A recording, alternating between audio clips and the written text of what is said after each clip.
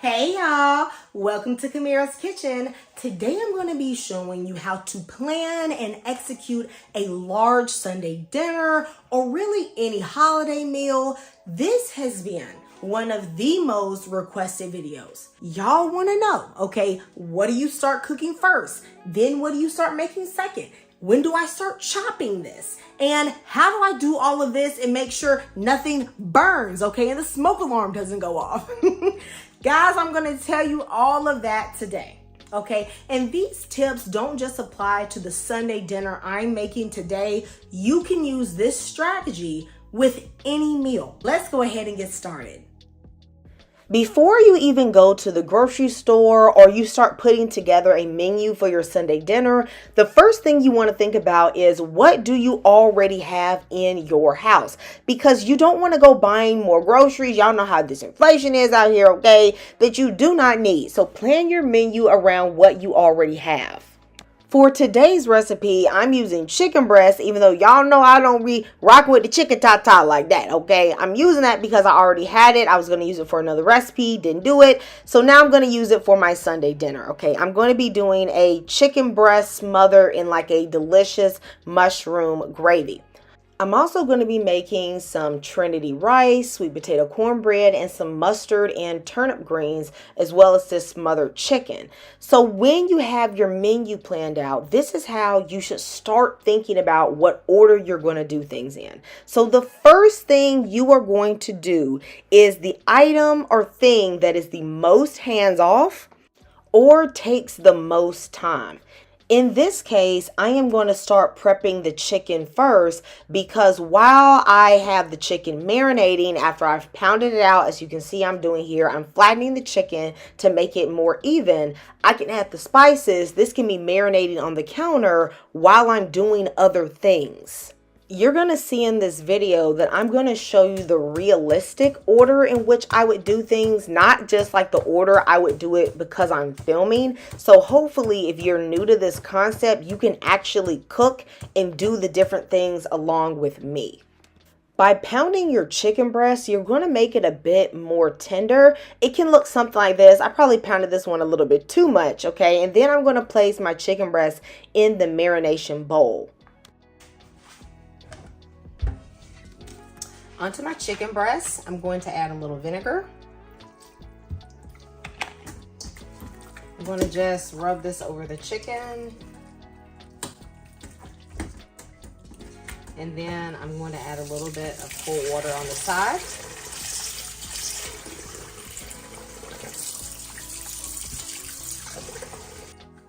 I'm just going to rub off anything. Like, I know some people don't wash their chicken, but I do feel like sometimes grit and things come off. If you really don't want to wash your chicken, I'm not getting into it with you, okay? This is your kitchen. You do what you want to do, okay? You know, a lot of people have questions about, well, doesn't your sink get, you know, chicken meat juice on it? Well, yes, of course, you wash your sink.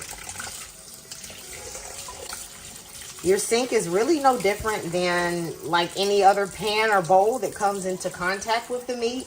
You wash it and it gets clean. And personally, I've never had food poisoning from my own kitchen, so I'm not worried about it. I'm gonna take paper towels. I'm gonna start to dry the chicken off. I'm gonna take a rag and I'm gonna put this under the bottom of the bowl. Okay, you have to remember there are meat juices on the bottom of the bowl. So I either clean the bottom of the bowl or I put a rag under it just to prevent like spreading any meat germs. And then of course I am going to wash my hands and clean my sink. I've said it before and I will say it again. If Dawn can clean them ducks, I don't know why I can't clean my sink. So on my chicken bowl, I'm gonna use my sprayer. And I'm just gonna wipe the bottom. And then I'm gonna take out these towels. Okay, I'm gonna throw these away. I'm gonna start seasoning my chicken. To start off seasoning the chicken, I'm first gonna add some hot sauce. The vinegar in the hot sauce is going to help to tenderize the meat. It's not gonna make it very spicy. I'm also gonna add mustard. Mustard adds a great flavor to chicken. These are also gonna help act as a binder of sorts when we coat this in flour. So now for seasonings, you can pretty much use what you want to use, but I'm gonna go in with some garlic powder. Y'all, this is like Kamira in the kitchen cooking, so there's not gonna be any measurements really for this. I'm gonna guess what the measurements are, but look, your chicken needs to be thoroughly covered and coated. Chicken, like this Poultry Magic seasoning, this is just a chicken seasoning. So you can use whatever chicken seasoning mix you like. There's a lot of other ones I've used before, like by Lowry's or Montreal chicken seasoning, that works. Just a generic chicken seasoning mix. I'm also gonna add a little bit of Cajun or Creole seasoning.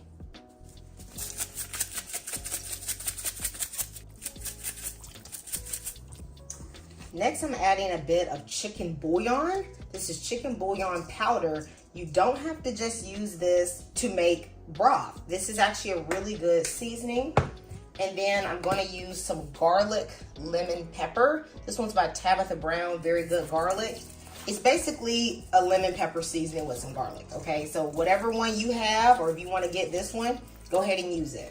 And I'm also going to add just a pinch of salt. I'm not going to get too heavy-handed with it because we're going to add seasoning to the gravy as well. I'm going to cover this and let this marinate on my countertop so that it can be at room temperature. I'm just going to let it marinate, honestly, until I am ready to use it. And that's probably going to be about 30 to 45 minutes. If you want to save even more time for your Sunday prep, you can marinate your meats and things overnight. Since we just used meat, we're going to need to clean this area. This is a mixture of water and Dr. Bronner's South soap. Okay. I'm gonna clean off my board. And not only that, you also need to clean off your counter, because these meat juices could have gone anywhere, and it's just best to keep everything nice and clean. And plus now starts the veggie prep, and we just want to be mindful of keeping things clean and not cross-contaminating. With this Sunday meal, I am not including a dessert. However, I know a lot of y'all like a little something sweet after the meal. So this is my suggestion. The night before, that's when you should make your dessert, because you don't want your kitchen to be tied up making the dessert while you're making dinner. And also, when the food is ready, I'm ready to eat. Okay, I don't want to make the food and then I have to make the dessert and wait for that to cook and all that drama. I don't want that. Okay, so I suggest make whatever you want, whether it be a pound cake, which actually tastes better made the day before, a pie or a cobbler, banana pudding. Okay, it really doesn't matter. All of those things will last overnight. Now, this is the only caveat. Okay, you got to rebuke that greedy spirit, because some of y'all gonna try to eat it on that night when you know you're supposed to wait till Sunday. Rebuke that spirit. And then you can make it the night before and get your meal ready, okay? So now I'm thinking, what is the next most hands-off things? And for me, that would be the sweet potatoes. I am going to microwave them for about 5 to 6 minutes until they're cooked for the cornbread. And once I put them in the microwave, I don't really have to touch them. So they can cook and then just be chilling in the microwave while I'm washing the produce. However, if I was going to roast these sweet potatoes, I would have started them first because they would have taken a long time, plus they would have been very hands-off. If you are getting the concept, if this tip is very helpful for you, go ahead and give me a thumbs up and give me a little heart emoji in the comments. Come on, y'all, because y'all know cooking got that love in it, all right? So if you watched my previous video, you would have seen that I did some canning. So this is the water that is left over from the canning. It's the next day, so this water is like completely cooled. It's clean, and I want to use it to wash my mustard and my turnip greens. And so I'm going to be taking out these little weeds that I'm finding in these bundles. Y'all, they selling me grass, okay? I got to take that out, right? And I am going to be greatly agitating these greens. Mustard greens, turnip greens sometimes do not look dirty. But child, you could grow a whole garden in the dirt that you be finding off some greens, all right? And if you don't wash them well, I guarantee you, you will cook them greens down and you will start feeling grit in your teeth, and the folks is going to be talking about you, okay? They is going to be slandering your name, okay? Now, I know the great-grandmama church lady with the potato salad arms way of cleaning these greens is by adding a bunch of salt to the water. However, I don't like doing that because I feel like the salt dissolves anyway, and definitely it can't exfoliate off any grit. I do know it does kill some bugs, but I think that putting in of just like 2 drops of this Dr. Bronner South Suds in your greens, it is veggie safe, okay? It will kill bugs because bugs can get killed by soap, and it just really strips off that dirt and any pesticides really well, in my opinion. So try this out if you've never tried it. Once I've agitated them for about just 10 to 15 more seconds, I'm going to take them out and rinse them. You don't want to let them soak in that South Suds. And I'm going to show you just how much dirt actually came off of those greens just from this agitation. Y'all, look at that mud. You see that brown strip at the bottom there? That's not even all the dirt. I can't even show you the other sides. That has to go, all right? So I am now going to give the greens a very thorough rinse just to make sure any suds or anything else is removed. Now, these greens get pretty beat up from that agitation, but it's not going to matter because we're cooking them down anyway. I'm going to leave these greens in the sink to drain while I start on the cornbread. So something else I think about when it comes to the order in which I cook things is, do I care if this item is hot at the end of the meal, and do I mind reheating it? When it comes to cornbread, I don't mind reheating it, or sometimes I just eat it at room temperature. You know, that's very common. In fact, this sweet potato cornbread recipe tastes best if you let it sit overnight because of the spices. So I am going to start doing that now. Now, some of you might be thinking, well, then why did you wash the greens first? Remember, we had to cook these sweet potatoes. And instead of me just standing there waiting for the sweet potatoes to cook for 6 to 7 minutes or however long it took them to get done, I was washing the greens. So you're using your time more effectively. Now, these sweet potatoes really weren't all that great of sweet potatoes. So they look kind of weird on the inside, but I was able to at least salvage the 1.5 cups of cooked sweet potato that I needed for this cornbread recipe. As I place my cooked sweet potato into my measuring cup, it's going to start cooling down because you don't necessarily want your sweet potato to be piping hot because you don't want it to start cooking that egg early. So I'm going to take this and I'm going to place this to the side while I start to combine my dry ingredients. You all know that I will bust out a cornbread mix in a minute, but today I'm going to just mix everything. I'm going to combine some cornmeal, flour, some sugar. To make this brown sugar, I'm just going to stick in a bit of molasses. I'm also using baking powder, cinnamon, nutmeg, and salt, and I'm going to mix that until it is well combined. Then I'm going to make a well in the middle of the dry ingredients and add in buttermilk, sour cream, 2 eggs, and some butter, and then my cooked sweet potatoes, as well as a little bit of vanilla. Okay, that's just going to step everything up. I'm going to mix this until it is well combined. The mixture is going to be thicker than your typical cornbread because of that sweet potato. One thing that I love about sweet potato in cornbread is that it keeps it super moist, but you don't have to add in all of that extra butter. So this is what it should look like.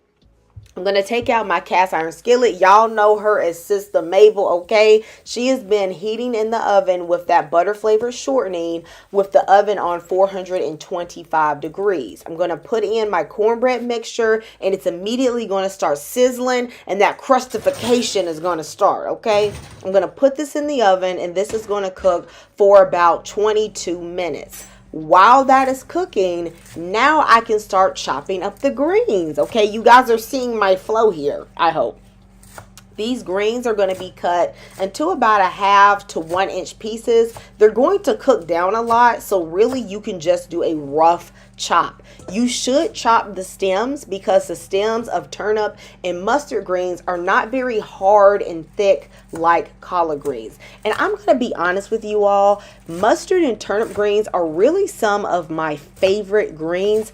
I am showing you how to make them the way that my mama made them growing up. So when I eat them, it's quite nostalgic for me. And another thing that I love about them is that they're super quick to make and they're very affordable. So I'm going to take all of my greens, I'm going to put them in my pot, and I'm going to add just a little bit. This is about 1.5 cups at most of water. They are going to be cooking to the side at medium heat for about 15 to 20 minutes. You can just check on them periodically. Really, you just want to wilt them. Now, while that is cooking, now I'm going to start my chicken. So I'm going to add some flour to a bowl, and then I'm going to season this flour with some complete seasoning as well as some creole seasoning. You can use any seasoning you want, okay? I am only going to use 2 of the chicken breasts that I seasoned because I just felt like these were just some ginormous steroid chicken breasts, okay? It was just so much meat going on. I really didn't feel like all of this meat was going to fit in my pan, so I just cut 2 of the chicken breasts in half, so then I would have 4 normal sized portions of chicken. The other 2 chicken breasts I just saved for later on in the week, and I made a different recipe with them. And that's really another tip. This is something I do a lot. If I have a whole pack of meat and I know I don't want to cook it all, I'll still go ahead and prep it and season it. And then when I get back from work one day, yes, y'all, I do work a day job, okay? I can just cook it really quickly after work. Now I'm going to take my second piece of chicken breast. I'm going to cut that in half, and then I'm also going to lightly coat it in flour. Now, do not throw this seasoned flour away. We will be using this later on in the recipe to help thicken up the gravy. And if you are wondering, yes, you can use boneless, skinless chicken thighs for this instead of breast, because y'all know the only thighs I really be rocking with is mine, okay? So if you want to use them thighs, go ahead and use them thighs. Now pull out your good old bacon grease, okay? We're going to use bacon grease and butter, the 2 double B's today, okay? And we are going to add that to season up that gravy, okay? So once you melt that in the pan, you are going to start pan frying your chicken on one side. If you don't play with the pork, then just use all butter, or you can use butter and a little bit of olive oil. This is going to pan sear on medium heat for about 5 to 6 minutes on that side. You don't want the eye up too high because you don't want this to get too brown. While that chicken is cooking, now I'm going to do any veggie prep that I want to do for the chicken and gravy. So I'm going to end up washing mushrooms. I would chop garlic, chop onion. Any veggie prep I want to do, I'll do while the chicken's actually cooking. I am removing the little bottom from these mushrooms because they aren't the freshest, and I feel like the bottom goes bad first, but the cap of the mushroom is still good, so I'm just going to wash and slice those up. Now, I know some of you may be thinking, well, there is the cornbread cooking, and then the chicken is cooking, and the greens are now all cooking at one time, and you are right. That's a lot going on. How are you making sure that everything is cooking well and not burning? Well, simple. There's a timer. So there's a timer for the cornbread because you definitely don't want that to overcook. By the time the timer goes off for the cornbread, that is when I will start checking on the greens. The cornbread is done, so I'm going to take that out and I'm going to set it to the side. I'm just going to add a bit of honey and butter to the top. You could also add a peach bourbon glaze. I'll link how I did that in the description box. I'll put that to the side to cool, and then I'm going to check my greens. Now my greens are actually ready, but I'm tied up cooking the chicken, so I'm not ready to do the next thing to them that I need to do. So what I'm going to do is just cut the eye on very low and put them at the back so they can just sit back there on keeping warm while I finish up what I need to do with the chicken. The chicken is not all the way cooked. It's about 80% done, but that's fine because I'm going to cook it in this gravy. And I did wipe my pan because I had some burnt spices on the bottom and I didn't want that flavor to get into the gravy. I'm essentially making a DIY cream of mushroom soup right here, but this tastes way better than anything Campbell's could do. All right, so we're going to saute these mushrooms with some garlic butter, a little bit of onions. I'm adding a bit of this, what is it sauce? You know what I'm saying? Just a touch for some flavor. And then I'm going to put in about 2 tablespoons of this seasoned flour.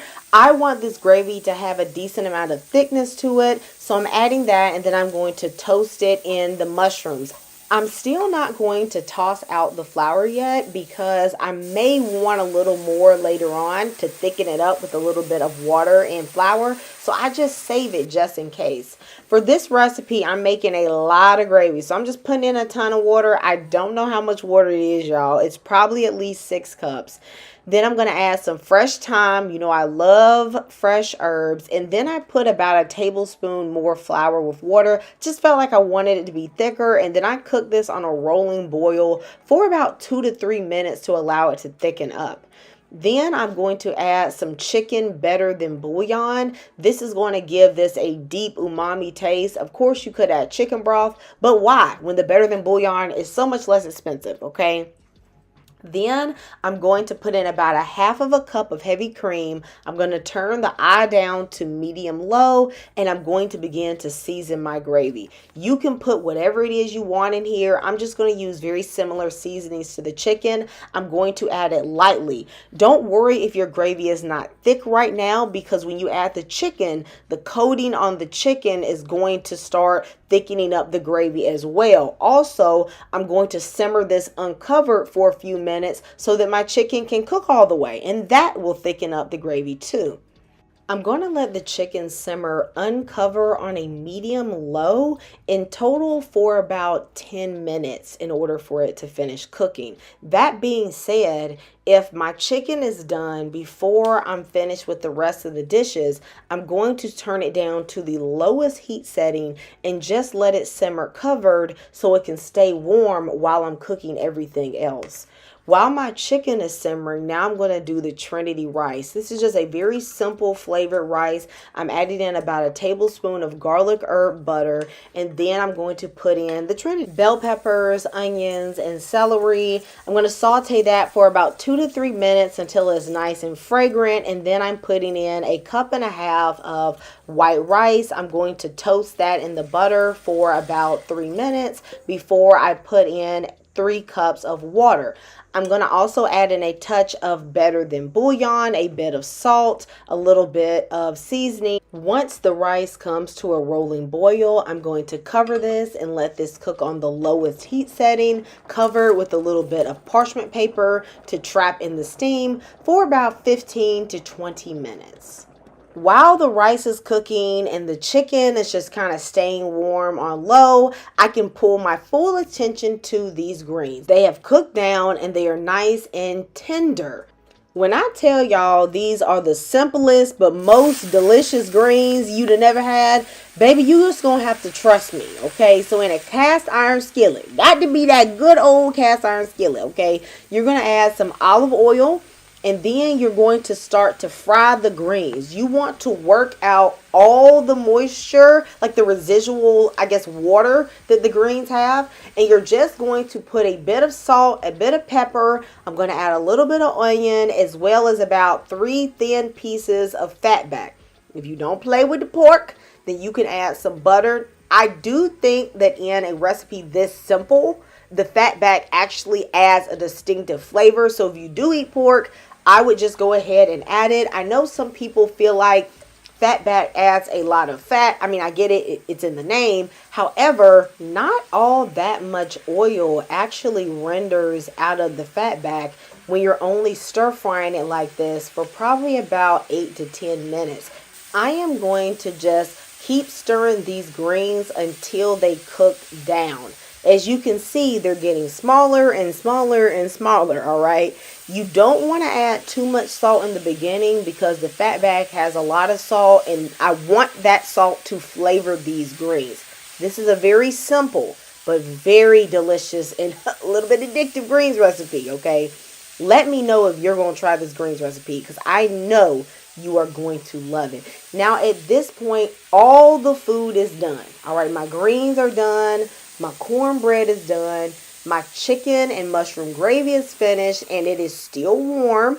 And my rice is finished and that is still warm as well.